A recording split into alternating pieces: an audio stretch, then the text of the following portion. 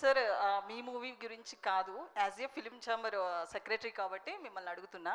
So ఈ film ఇండస్ట్రీలో ఎప్పుడూ కూడా ఒక పెద్ద సినిమా వస్తున్నప్పుడు ఎవరైతే బడా హీరోలు ఉంటారో వాళ్ళకే కొమ్ము కాయడం అనేది జరుగుతుంది. అది ఈ మూవీ కూడా ప్రూవ్ అయిందని కొంతమంది మాట్లాడుతున్నారు. అంటే డిసెంబర్ 12న ఒక 16 సినిమాలు చిన్న సినిమాలు రిలీజ్ అవ్వాల్సి ఉంది మీ సినిమాతో సహా.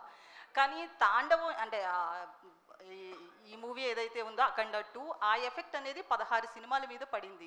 సో యాజ్ యూజువల్ ఇండస్ట్రీకి సంబంధించిన వాళ్ళందరూ కూడా ఆ సినిమా బతకాలనే చూశారు, కానీ ఈ 16 సినిమాల ఎఫెక్ట్ అనేది పట్టించుకోలేదు.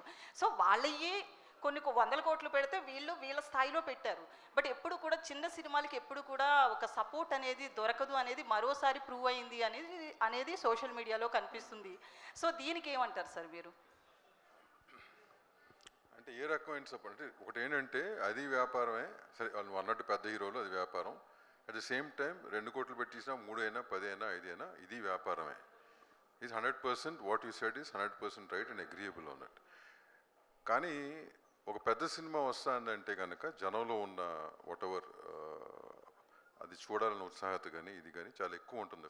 వాళ్ళకున్న ఫ్యాన్స్ బేస్ కానీ ఇది కానీ అది కానీ జరిగింది ఏదో అన్ఫార్చునేట్గా జరిగింది అది. And they should, the producers should know better why it happened and all that. ఇప్పుడు నేను అన్నా కదా 25th రిలీజ్ చేద్దాం అనుకుని 12th వచ్చాను నేను. నౌ ఐఎమ్ గోయింగ్ మేము ఎంత జోవియల్గా మాట్లాడినా కానీ it's a burden, right? Definitely a burden. నేను ఆ 25th ఆగి ఉంటే కనుక నేను దాని ప్రకారం ప్లాన్ చేసుకునేవాడిని. 12th కాబట్టి మూవ్ అవ్వాల్సి వస్తుంది. సో అట్లా నువ్వు అంటున్న 10 సినిమాలకి ఉంటుంది.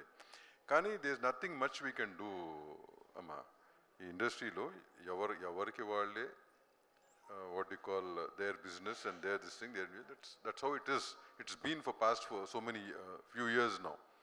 సో అంతేగాని దానికి మనం సొల్యూషన్ అంటావా? సొల్యూషన్ చాలా మాట్లాడుకుంటాం మా ఛాంబర్లో, 100 సొల్యూషన్లు మాట్లాడతాం. ఆ సొల్యూషన్లు 1 నెల రోజులు చేసిన తర్వాత మళ్ళీ మామూలే. So basically it is so unorganised. It is the most unorganised industry in all aspects and that's how it is. So let is not this how it is. So దానికి పెద్ద మనం ఏమి what to do, all of us are there, we have to make our own decisions and go forward. అందరూ తప్పక జై బాలయ్య అంటున్నారు అంతే. జై బాలయ్య ఆయన్ని జై బాలయ్య కదా మరి. Hebah I will make it very simple. మీరు అడిగిన క్వశ్చన్, హైవే మీద వెళ్తున్నాం, మనం చిన్న కారు వేసుకుని వెళ్తున్నాం, వెనకాల ఒక పెద్ద లారీ వచ్చి హార్న్ కొట్టింది, ఏం చేస్తాం? సైడ్ తప్పుకోవాలి. లేదు అన్ని కాదు అని ఇంకో వెనకాల నుంచి వచ్చి ఒక డాష్ ఇస్తే ఎక్కడికి వెళ్ళిపోతాం మనం. ఎందుకు వచ్చింది? సైడ్కి ఇచ్చి పెద్ద బళ్ళు వదిలేయడమే బెటర్. ఎదురు కానీ వాటికి రూల్స్ ఉండవా అండి? వాటికి ఏం రూల్స్ ఉండవా? అంటే వెనకాల పెద్దది వస్తుంది అది ఒకటమ్మా. ఒకటేంటంటే ఇట్స్ బిజినెస్, రైట్? డెఫినెట్గా ఇప్పుడు మా చిన్న సినిమాలకి సేఫ్టీ కోరుకుంటాం కదా. అది ఏ రీజన్స్ వల్ల మర్చిపడినా కానీ మళ్ళీ మా సేఫ్టీ మేము కోరుకుని మేము చూసుకోవాలి. So we have to go on that line అంతే. దాని గురించి అనవసరంగా we cannot say anything to anybody. gesture of love and respect towards that movies too, especially అంతే కదా. జై బాలయ్య. దాము గారు, అంటే ఇప్పుడు అఖండ ఎఫెక్ట్ బాగా పడింది అంటున్నారు కదా సార్. ఇప్పుడు రిలీజ్ అయ్యే సినిమాల పైన అఖండ ఎఫెక్ట్ చాలా వరకు పడిందని అంటున్నారు. అఖండ ఎఫెక్ట్ పడిందని నేను అంటలా. ఇప్పుడు అంటే నేను చెప్పడం కాదు అది. ఇప్పుడు మీకు తెలీదా ఎన్ని సినిమాలు ఉన్నాయి 12th ఒరిజినల్గా ఎన్ని ఉన్నాయమ్మా? మొత్తం ఒక 16-17 లెక్కేసిన 16 సినిమాలు ఉందంట.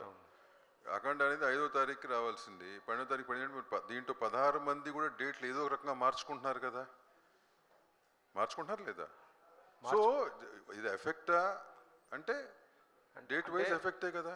కరెక్టే సార్. అంటే ఇప్పుడు మీరు అన్నట్టుగా చూసుకుంటే వాళ్ళందరూ కూడా ప్రొడ్యూసర్స్ కానీ లేకపోతే డిస్ట్రిబ్యూటర్ ఎవరైనా ఫైనాన్స్ తెచ్చుకుంటారు. అది ఫైనాన్స్ పరంగా అది ఇబ్బందే కదా సార్. ఎవరికైనా ఇబ్బంది కాదని అంటలా. But we have to face it and move forward అంటున్నా. మనం నేను అదే అంటున్నా కదా. ఇప్పుడు తను అడిగింది అని చేయలేము, nothing can be done, it's an unorganised industry, things keep happening, we have to accept and move forward. This industry is like that.